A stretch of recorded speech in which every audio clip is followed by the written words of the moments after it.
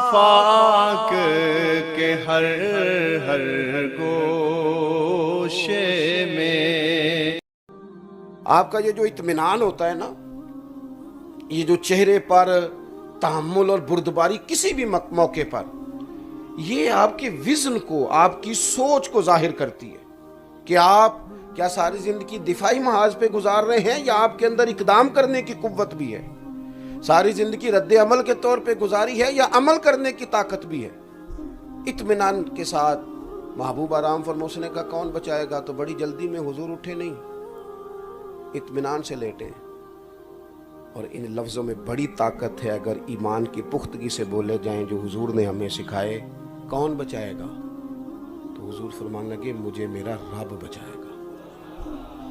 دیکھیں ظاہری طور پر صحابہ قریب نہیں ہے، دور دور ہے۔ مجھے میرا، یہ وہ طاقت ہے جو مضبوط کر دیتی ہے بندے کو، مضبوط کر دیتی، طاقتور کر دیتی۔ اللہ بچائے گا، اللہ اکبر۔ جب قریب نے فرمایا نا اللہ بچائے گا تو کافر کانپنے لگا۔ اتنی تو بات ہوتی ہے، آپ کی زبان پہ رب اور رسول کا نام آئے تو کانپ جاتی ہے ہر چیز ہی۔ اس کے ہاتھ سے تلوار گر گئی، حضور نے اٹھا لی، فرمایا لے بھائی، یہ 2 منٹ پہلے تو کیا کہہ رہا تھا، اور اب دیکھ منظر بالکل بدل گیا۔ تو نے کہا تھا کون بچائے گا، میں نے کہا تھا اللہ بچائے گا، اللہ نے مجھے بچا لیا، اب تو بتا تجھے کون بچائے گا؟ کہنے لگا میں نے سنا ہے آپ بڑے معاف کرنے والے ہیں۔ تو کریم نے کیا فرمایا؟ فرمایا اگر تو نے سنا ہے تو جا، میں نے معاف کیا، ختم ہو گئی بات۔ تھوڑی سی نا طاقتیں ہوں انسان کے پاس، اس کے پاس نا یقین ہو، وہ پختہ عقائد و نظریات کا مالک ہو۔ کچی پکی باتیں آج کل تحقیق کے نام پر تخریب ہوتی ہیں، لوگ لوگوں کو الجھاتے ہیں، مشاجرات صحابہ چھیڑ لیے معاذ اللہ، کوئی اور بات چھیڑ لی، وہ امت کا اختلاف آئمہ اربعہ کا جو رحمت تھا اس پر بات چھیڑ لی، کہیں نہ کہیں کسی نہ کسی طریقے سے انتشار کیا جائے، ذہنوں کو الجھایا جائے۔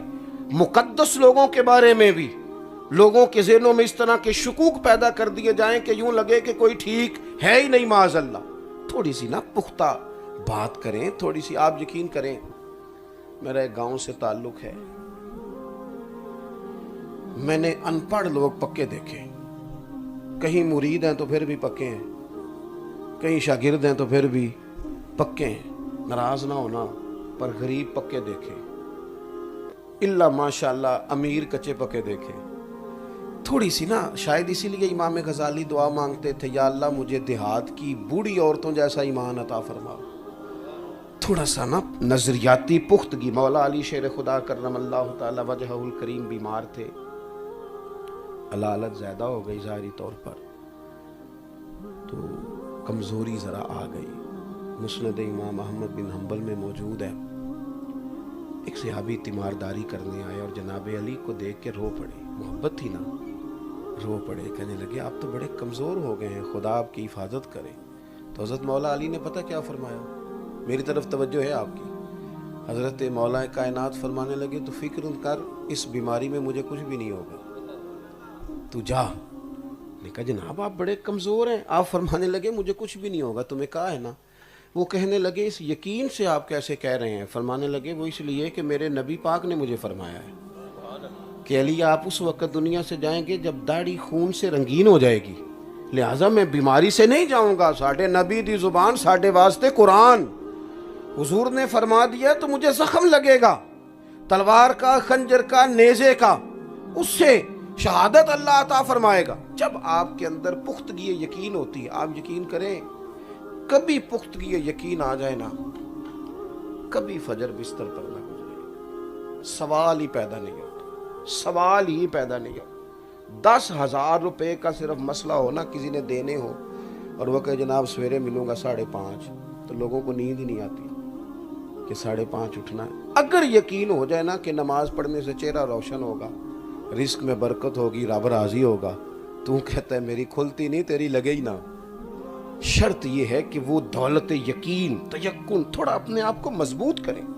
ہر وقت کا الجھاؤ، ہر وقت کا انتشار اللہ والوں کے ہاں نہیں تھا، اور اگر یہ ایسا ہوتا تو یہ شہادتیں، یہ صحبتیں، یہ تکالیف، یہ آزمائشیں، یہ بڑا مشکل کام ہے۔ یہ تب ہوتی ہیں جب یقین کامل نصیب ہوتا ہے۔ دوسری بات، اور بس میں بار سمیٹنے لگا ہوں، وَكَانُوا يَتَّقُونَ، فرمایا ان کی دوسری صفت ہے کہ وہ پرہیزگار ہوتے ہیں، متقی ہوتے ہیں۔ متقی نمازی کو نہیں کہتے، حاجی صاحب کو بھی نہیں کہتے، متقی گناہ سے بچنے والے کو کہتے ہیں، پرہیزگار کو کہتے ہیں متقی پرہیزگار کو۔ حضرت حسن بصری سے پوچھا گیا متقی کون ہوتا ہے؟ فرمانے لگے جہاں جانے کا اللہ نے حکم دیا وہاں سے غیر حاضری نہ کرے، اور جہاں جانے سے رب اور رسول نے منع کیا وہاں نظر کبھی نہ آئے۔ متقی،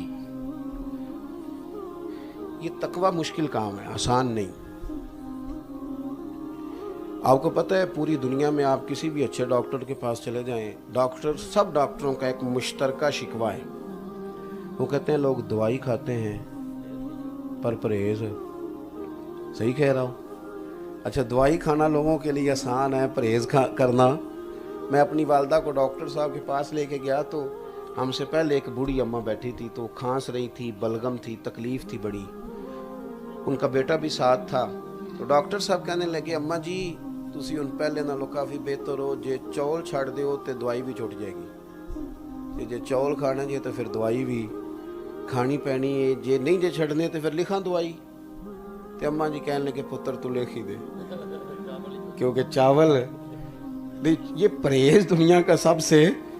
تو متقی کہتے ہیں پرہیزگار کو، تھوڑا محتاط ہو، بولنے میں بھی محتاط ہو، بات کرنے میں محتاط ہو، اور رزق کے معاملے میں بھی محتاط ہو، نظر کے معاملے میں بھی متقی ہو۔ حضرت ابی بن کعب رضی اللہ تعالیٰ عنہ سے سیدنا عمر نے پوچھا تھا، حضرت امیر المومنین رضی اللہ تعالیٰ عنہ فرمانے لگے اے ابی بن کعب یہ بار بار قرآن مجید نے تقوی کا فرمایا، تقوی کیا ہے؟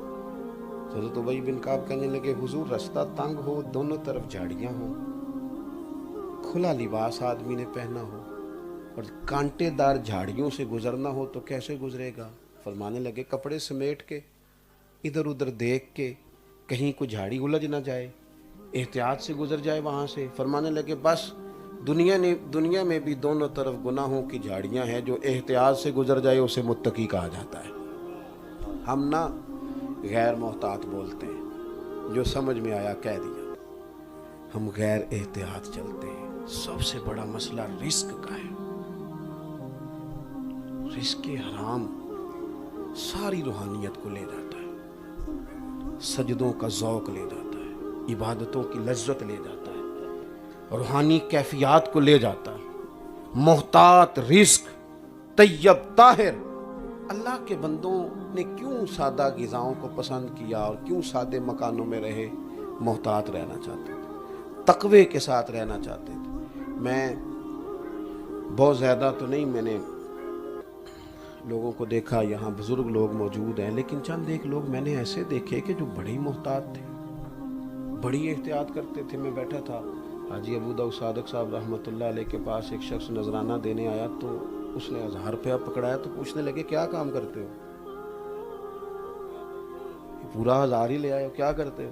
اس نے کچھ چھوٹا موٹا کام بتایا تو فرمان لگے میرے اتنے خرچے نہیں، دل بھی میں تیرا نہیں توڑدا، اے تڑا لے تے 100 مینوں دے جا تے 900 واپس لے جا، تیرا چھوٹا۔ اتنی احتیاط، اتنا تقوی، تھوڑا سا نا اگر بندہ محتاط تو کچھ بھی نہیں ہوتا، کچھ بھی نہیں ہوتا۔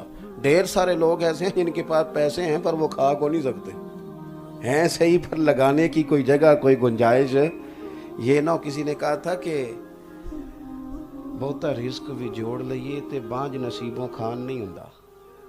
تھوڑا سا نا احتیاط بس کریں۔ اللہ کے بندے ذرا باریک سوچتے تھے، غیر محتاط نہیں، تھوڑا سوچ کے بولتے تھے، تھوڑا لوگوں سے اور ہم نا فیصلہ بڑا جلدی کرتے ہیں، رائے بڑی جلدی قائم کرتے ہیں، ڈھیر سارے کام جذباتی ہیں۔ اس کا نقصان یہ ہوتا ہے کہ دیر پا نہیں معاملات۔ اگر تھوڑے سے اس تقوی کا لحاظ کریں جو ہمارے بزرگوں میں تھا تو پھر ہمیں نتیجہ یہ نکلے گا کہ زندگی معتدل بھی ہو جائے گی، روحانیت والی بھی ہو جائے گی۔ حضرت بشر حافی رحمۃ اللہ علیہ کی ہمشیرہ تھی، بڑی پرہیزگار خاتون۔ امام احمد بن حنبل سے کسی نے پوچھا کہ حضرت اللہ نے آپ کو بڑا نوازا، کبھی کسی شخص کے سوال نے پریشان بھی کیا؟ کہنے لگے ہاں، दरवाजे पे दस्तक हुई, बेटे ने दरवाज़ा खोला, कहा बूढ़ी अम्मा मसला पूछने आई है। पर्दे में बिठा लिया। मैंने कहा पूछिए।